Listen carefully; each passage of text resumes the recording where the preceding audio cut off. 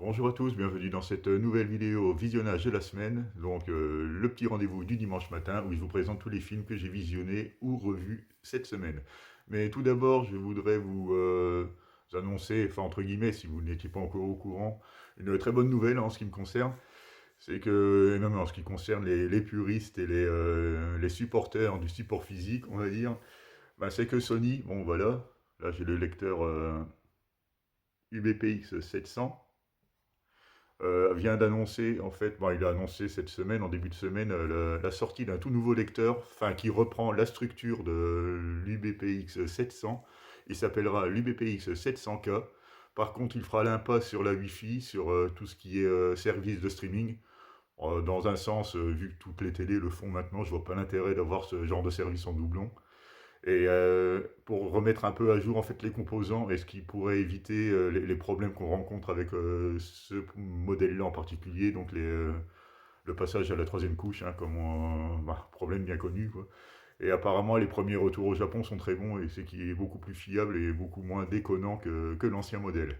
Donc c'est une très bonne chose qu'une marque comme Sony ne lâche pas l'affaire, hein. Donc ça nous promet encore de trouver des lecteurs, pour le coup en plus c'est pas du haut de gamme, il va se trouver entre 300 350 euros, donc ça reste tout à fait correct, hein, au vu des marques comme Magnetar et tout ça qui nous proposent des lecteurs à 1000-1500 euros. Donc là, ça a un côté rassurant quand même de voir qu'on va encore avoir accéder à ce genre de lecteur pour les prochaines années. Parce que là, j'ai également l'UBPX 9000, hein, donc le haut de gamme de Panasonic. Au niveau du passage de la troisième couche, ils s'en sortent pas tellement mieux, hein, finalement que le BPX 700. Je suis un peu déçu d'ailleurs parce que c'est vrai qu'on paye ça finalement 3 fois plus cher qu'un lecteur Sony et il a quand même pas mal de ratés, hein. Ça s'explique parce que c'est des modèles qui ont déjà 5-6 ans et que les composants ne suivent plus et les protocoles des Blu-ray 4K. Parce que bon, il n'y a qu'avec les 4K qu'il y a des problèmes, hein. Pour les autres formats DVD et Blu-ray, il n'y a jamais eu de souci. C'est les protocoles qui évoluent, puis les lecteurs qui restent figés dans leur temps, on va dire, sans pour autant avoir les mises à jour, ou si c'est faisable d'avoir des mises à jour qui corrigeraient ces problèmes. Donc Sony a décidé de nous ressortir un nouveau lecteur, enfin entre guillemets, disons une mise à jour de leur UBPX 700, le UBPX 700K, qui lira donc tous les formats, même les SACD, hein, pour ceux que ça intéresse, les Super Audio CD. Ça englobe tout, hein. Et là, c'est par contre un lecteur simple, hein. Il fera rien d'autre, plus de Wi-Fi, plus de Netflix, plus rien de tout ça. Mais bon, après, il se focalise sur l'essentiel et c'est pas plus mal. Donc, on va venir aux critiques des films que j'ai regardés cette semaine. J'ai commencé le lundi avec En d'autres et troubles, donc le fameux steelbook que j'avais chopé à 10 balles en OP à la Fnac. Bon film popcorn, hein. C'est pas fou, je me suis parfois un peu ennuyé. Des scènes un peu à la what the fuck, comme le disent les jeunes aujourd'hui, hein, le vieux qui parle. Donc bon, c'est divertissant, mais bon, c'est relativement mauvais quand même, hein. Le premier n'était pas foufou, le deuxième fait pas mieux. Il est même pire. Bon, je suis pas un grand fan des films de requins à la base, hein, mais bon, si vous aimez le cinéma popcorn, un film à pas prendre au sérieux, surtout à regarder entre potes, bon, c'est regardable, on va dire, mais pas fou. Ensuite, 31, là, un des films les moins bien aimés de Rob Zombie. En effet, c'est pas très original, hein, on retrouve un peu des personnages qui ont été pompés sur les comics, hein, que là on pourrait penser que c'est Harley Quinn par exemple, enfin en tout cas elle a un peu le style, et on retrouve un peu les clowns, des tueurs en série. En gros, c'est une bande de jeunes qui se font, enfin de jeunes entre guillemets, parce qu'ils ont déjà des bornes au compteur. C'est une bande d'amis en fait qui se font agresser, et séquestrer, et ils vont servir un peu de petite chasse à l'homme dans un huis clos. Et les tueurs vont s'enchaîner. Ça fait un peu penser à un jeu vidéo ou différents stages, parce que tous les tueurs qui vont pourchasser cette fameuse bande d'amis, en fait, ne vont pas tous arriver en même temps, mais ils vont les faire venir un par un, quoi. Donc on retrouve tous les clichés du genre. C'est pas super bien fait. Les scènes d'action, c'est beaucoup de checky cam, comme on dit. Là, ça bouge dans tous les sens pour cacher tout simplement le manque de budget, parce que là, clairement, Rob Zombie n'a plus le budget qu'il avait eu pour les Halloween. Bon, il a pas été autant soutenu, on va dire. Donc c'est vraiment un film très moyen, plutôt déçu par ce réalisateur, parce que pour le coup, j'aime bien ce qu'il fait, hein, globalement. J'aime assez ces films, et celui-là, je pense que c'est le plus mauvais, et d'assez loin. Donc 31.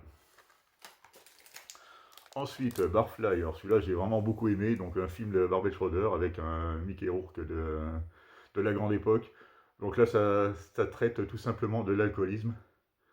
Alors, je ne peux pas tellement en dire beaucoup parce que finalement ça ne raconte pas, on va dire, grand chose, on va dire aussi quand même, il y a plein de messages sous-jacents et tout ça, mais d'un sujet relativement simple, hein, qui est l'alcoolisme, hein. Bon, c'est pas très joyeux. Ils ont sortent un film vraiment très très très sympathique à regarder. Donc lui il est écrivain. Bon, apparemment il n'arrive pas à percer. Après, les raisons pour lesquelles il s'est plongé dans l'alcool à ce point, on ne sait pas trop, hein, même si c'est expliqué, il y a quelques bribes, mais bon, c'est toujours pareil, je peux pas trop vous en dire si vous l'avez pas vu. Mais ce Barfly est vraiment excellent. Qu'est-ce que je pourrais dire de plus sur ce film? Il est très bon. Il faut le regarder. C'est du Barbet Schroeder. Barbet Schroeder, on lui doit énormément de bons films, hein, comme Kiss of Death, comme La Vierge des Tueurs, comme Je me suis partagé appartement. Il me semble que c'est lui aussi. En fait, il a fait beaucoup de très bons films. Et c'est pas avec ce film-là, en fait, que je vais avoir un désamour pour ce réalisateur, en tout cas. Donc, Barfly, celui-là, à voir, à découvrir pour ceux qui l'ont pas vu. Ensuite, Vigilante, ça c'est un film de William Lustig qui vient après Maniac et avant Maniac Cop. Donc il est très... bon, il aime bien les maniaques, hein, apparemment. Donc là c'est un peu c'est une bande de citoyens en fait, hein, qui sont désabusés par la violence qui se passe dans les quartiers. Donc et vu que la police et la justice n'est pas très efficace, bon c'est vraiment le thème, hein, du film, quoi. C'est un peu la base des Vigilantes, hein, même s'il y en a eu quelques-uns, comme Un justicier dans la ville avec Charles Bronson, pour ne citer que lui, avant celui-là. Parce qu'il est de 81 et Le justicier dans la ville, le premier de 74, et par contre les suites, ça vient après celui-là. Donc ce film a participé vraiment à la création de ce genre, hein, les Vigilantes movies. Donc c'est une bande de citoyens, qui vont décider tout simplement de se faire justice eux-mêmes en dézinguant toute la racaille des rues, quoi, et en sauvant l'opprimé.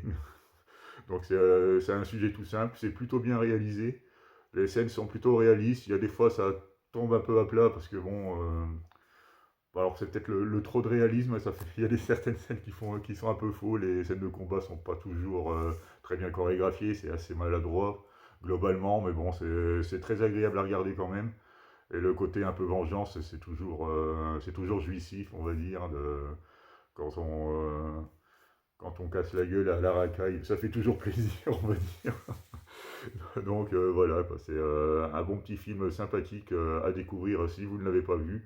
Donc qui pose les bases de pas mal de films qu'on a vus par la suite, quoi. Donc Vigilant de William Lustig.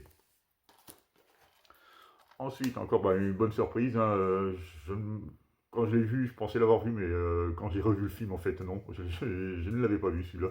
André c'est pour tuer, donc on sait pourquoi que c'est un classique.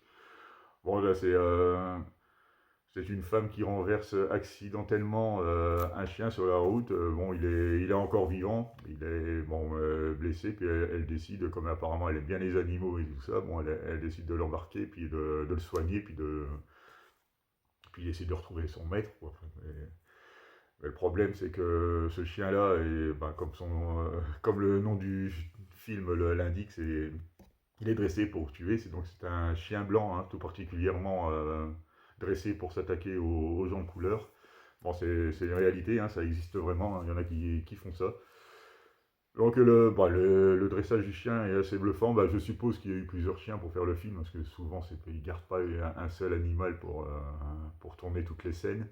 Et franchement, le dressage est assez bluffant. Certaines scènes sont un peu chiquées, mais par contre d'autres sont vraiment très bluffantes et très réussies. J'ai vraiment bien apprécié.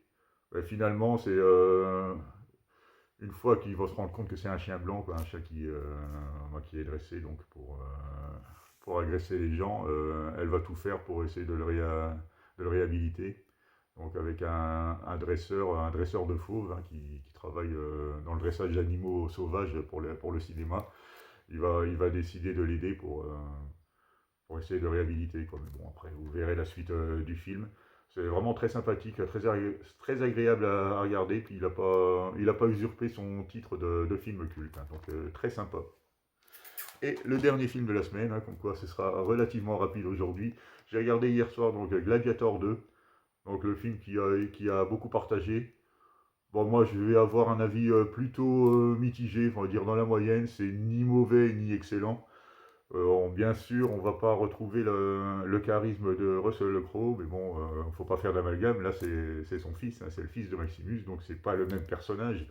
Donc il y en a qui ont critiqué le manque de charisme de l'acteur qui joue le fils de Maximus, quoi. Mais bon, vu que c'est pas le même personnage, il se base sur quoi pour critiquer son charisme, quoi. J'ai pas bien compris. Enfin, en tout cas, pour moi, c'est une critique qui tient pas. Par contre, on va retrouver tous les travers du trop de numérique. Je trouve que les peuples avant, ça fonctionnait bien parce que c'était impressionnant. On avait d'immenses panoramas, d'immenses décors naturels avec énormément de figurants. Mais là, on sent que les films actuels, c'est plus ça, quoi. Dès qu'il y a des décors de grande ampleur, on voit que c'est du numérique. C'est de la retouche numérique à foison. Les figurants, c'est toujours pareil. On n'a pas vraiment de vue d'ensemble avec énormément de figurants. C'est du numérique, puis après quand il y a un peu de gros plan, on voit que c'est un groupe de personnes bon, des vrais acteurs, quoi, mais on sent qu'il y a pas l'ampleur, il n'y a pas de milliers de figurants comme on pouvait avoir dans les grands classiques du genre. Et ça, c'est vrai que ça se ressent. Du coup, ça fait un peu fake, on va dire. Après, je sais pas si vous serez d'accord avec moi, mais après pour l'histoire, bon, c'est assez simple, hein. Il y en a qui trouvaient que c'était un peu compliqué, un peu trop politique et tout ça, mais bon, finalement, ça raconte pas énormément de choses non plus. C'est bon, c'est bien réalisé, c'est quand même du Ridley Scott, hein, bon, j'ai apprécié moyennement. Les 2 heures et demie passent pas trop mal. Donc c'est vrai que là-dessus, je me suis quand même pas trop ennuyé. Ouais, la fameuse scène où ils remplissent l'arène où ils transforment l'arène en piscine, enfin en espace naval, on va dire. Moi, j'ai regardé un peu, je me suis un peu renseigné pour voir si c'était vraiment aussi débile. Mais bon, non, ça s'est vraiment fait. Mais bon, ils arrivaient à remplir en fait les arènes, mais pas à des profondeurs suffisantes pour y mettre des bateaux comme on voit dans le film. Par contre, parce que là, c'est vrai que il y avait quoi? Ils pouvaient remplir en fait les arènes de 2-3 mètres d'eau comme ça pour faire des joutes. Comment on les appelait déjà Enfin, c'était des gladiateurs en fait aquatiques, quoi. Et il y avait des joutes dans le milieu marin, mais ça a vraiment existé. Donc là, le film a essayé de reprendre un peu ce concept-là, mais bon, le gros problème, c'est qu'il en rajoute un peu en mettant carrément des bateaux au milieu de l'arène. Donc là, pour le coup, ça fait un peu fake, bah, surtout le gabarit des bateaux. Et puis bon, il faut de la profondeur quoi, pour qu'un bateau enfin, qu'il puisse naviguer correctement et surtout, finalement, comme on dit, ah, bah, faire leur tour et tout ça, quoi, comment dire, je sais même plus, bon, j'ai plus le mot, bon, enfin, là, de toute façon, il fallait bien que ça arrive, donc voilà, quoi, c'est un peu finalement, la scène qui sert à rien, parce qu'en plus, elle est relativement courte, ça n'apporte vraiment pas grand-chose, à la limite, ils auraient pu même la supprimer, tout simplement, hein, le film aurait fait 2 heures et ça aurait été bien comme ça. Donc voilà, bon, le film est plutôt sympa, ça se regarde, les acteurs sont plutôt bons, même si c'est pas toujours crédible. Il y a des fois, je trouve qu'ils ont des réactions, on va dire, un peu trop modernes pour l'époque, hein, je sais pas, je sais pas si vous comprendrez ce que je veux dire. Mais bon, on passe pas un moment non plus désagréable, hein, mais il sera clairement pas à la hauteur de son aîné. Et je pense que je l'oublierai beaucoup plus vite que la version avec Russell Crowe. Enfin, même si c'est sa suite, hein, c'est pas une seconde version. Donc voilà, vous avez bien compris. Donc voilà, c'est à peu près tout ce que je pouvais vous présenter en visionnage cette semaine. Je vous remercie de m'avoir regardé et vous dis à bientôt pour une nouvelle vidéo.